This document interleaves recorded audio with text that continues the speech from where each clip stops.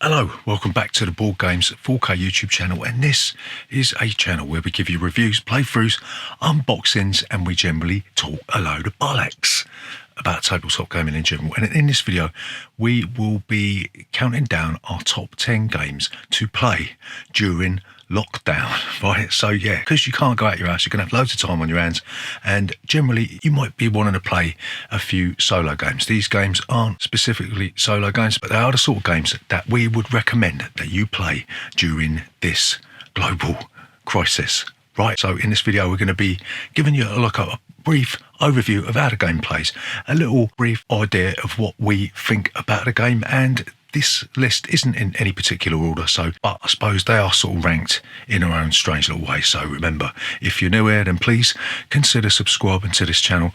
Leave a comment in that section down below, and we'll see you after this.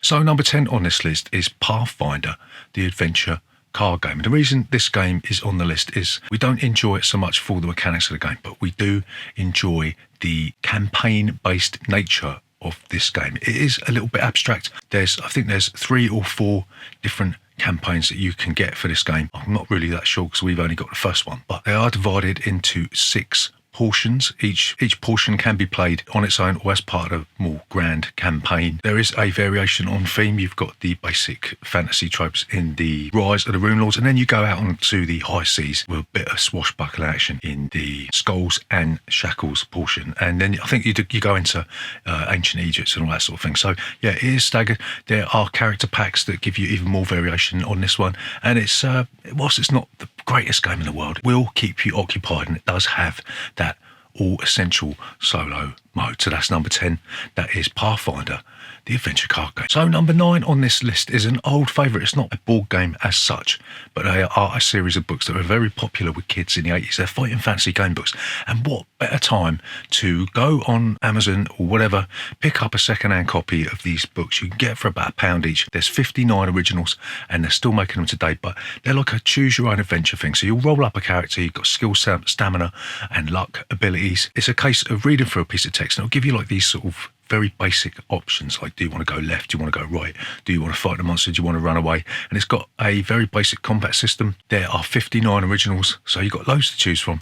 They go into space, you've got underwater adventures, you've got a Mad Max style adventure with three-way fighter, and we do highly recommend that if you are stuck indoors on your own, you go and read some of these solo game books because they are fantastic. So number 8 on this list is a game that we did a run through of a few months ago, and the reason it's on this list is not because we like it particularly that much, but because its theme sort of mirrors the sort of emergency that's going on at this moment in time. It's this war of mine, and if you really do feel like amplifying that sense of despair, then go and play this game, because it really does hammer home how quickly society can fall apart and how fragile things really are. But you know, it is a bit of a downer, but there is a sort of a symmetry between this game and what is going on in the world at the moment. So that's number 8. That's this war of mine. So number 7 on this list is Legends of Endor. This is another game that you can play solo or with your family if you want to.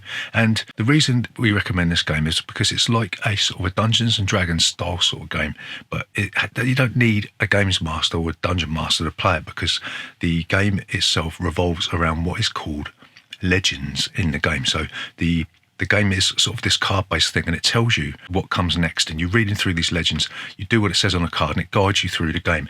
And there's 3 different portions of this. You've got the basic Legends of Endor, you've got the second one that goes out onto the sea, and then you've got the Last Hope that ties it all up. And there's the Star Shield, you've got the Dark Heroes expansion, and it will keep you occupied if you are scratching around in the dirt for something to do, you know what I mean? So yeah, this won the Kenneth Spilder back in 2013, I think it was, and it's actually designed by Michael Menzel, who've done the artwork for games like Stone Age and the artwork for Legends of Endor there. So yeah, that's number 7, Legends of Endor. So number 6 on this list is a game that is currently out of print. It was promised to have a Kickstarter a little while ago for a second edition. It's a tower defense game, one of our favourite tower defense games, and it's Carnival Zombie. And funny old thing, this is a game that is based in Italy. It's based in Venice, and what it does is the game's split up into two different phases. You've got the phase where you'll be building your defences, and then you'll be attacked by these zombies with these boss characters, and then you'll go through the streets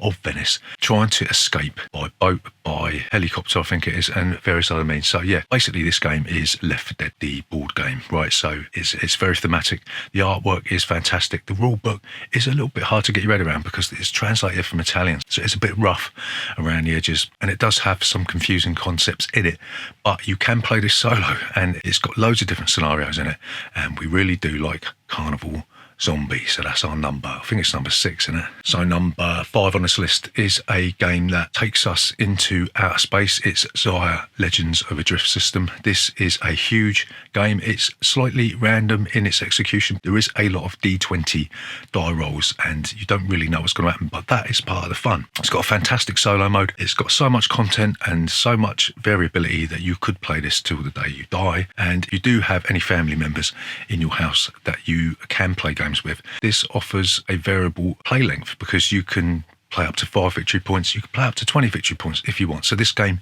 is scalable. It can be condensed down into maybe half an hour, or you can play it all day if you want to. And we really do like it. It's got some fantastic pre-painted miniatures, and it's got so much content. That's Xia Legends of a Drift System. So number 4 on this list is a behemoth, a game that changed the face of gaming.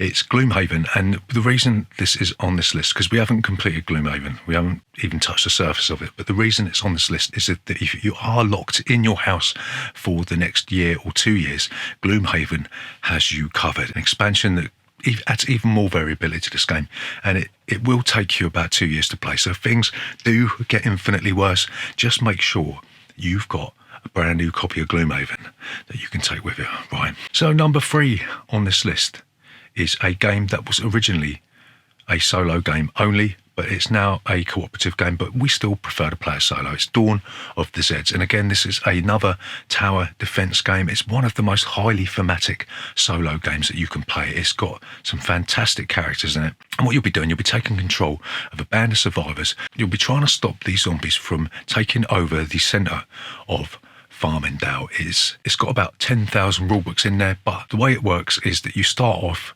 with a basic set of rules, and as you progress through the game, you'll be adding more and more rules until you've got this massively fleshed out zombie apocalypse on your gaming table. It is an absolutely phenomenal game. Again, there's so much content in this. They've just released some mini expansions, which we have picked up. We haven't played them yet because we got too many games to play. But yeah, if you're on your own and you do get sick of watching the Walking Dead reruns, you can recreate that type of thing directly on your tabletop with this one, and it's super.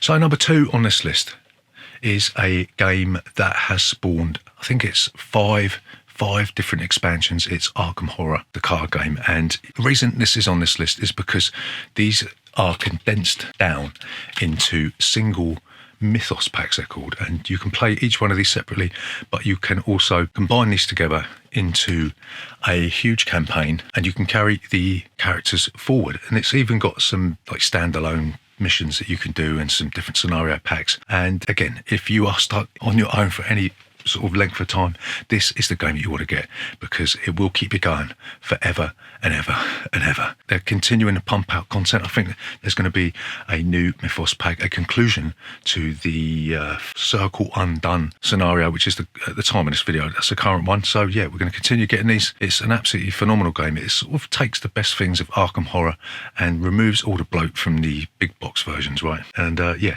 it's going to keep you going. It's going to provide you with that board gaming sustenance that you need at this critical time.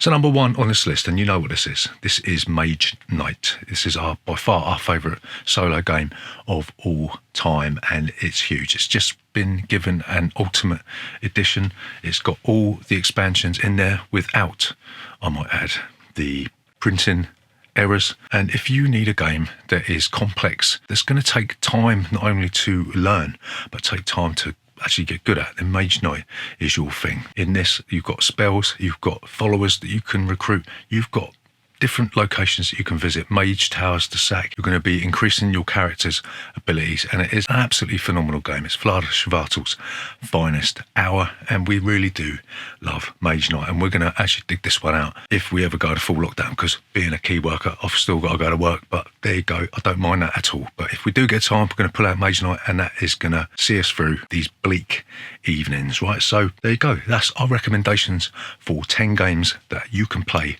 whilst you are under house arrest. And yeah, remember, if you're new here, then please consider subscribing to this channel. Leave a comment in that section down below, and we'll see you hopefully next time.